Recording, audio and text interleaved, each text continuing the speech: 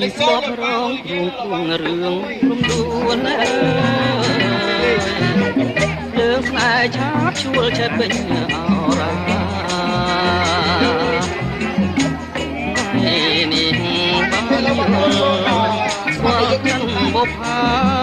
ដែលមាននាមថាចម្ប៉ាក៏ថ្មីសូរិយាទុនទៀបភាពអស្ដងសូសាញរលុកសល់សំលេងរីរឹងជួយដងហើយស្រែកហៅឈ្មោះស្រីសូមអូនប្រណីមកចំឡងផង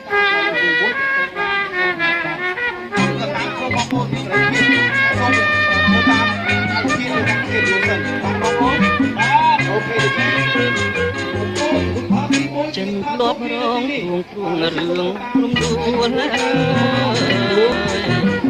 លើស្នេហ៍ឆាបជួលចិត្តពេញអរ៉ានេះបានយល់ស្គាល់កាន់បុប្ផាដែលមាននាមថាចម្ប៉ាក៏ថ្មីសូរិយាទុនទៀបភាពអស្ដង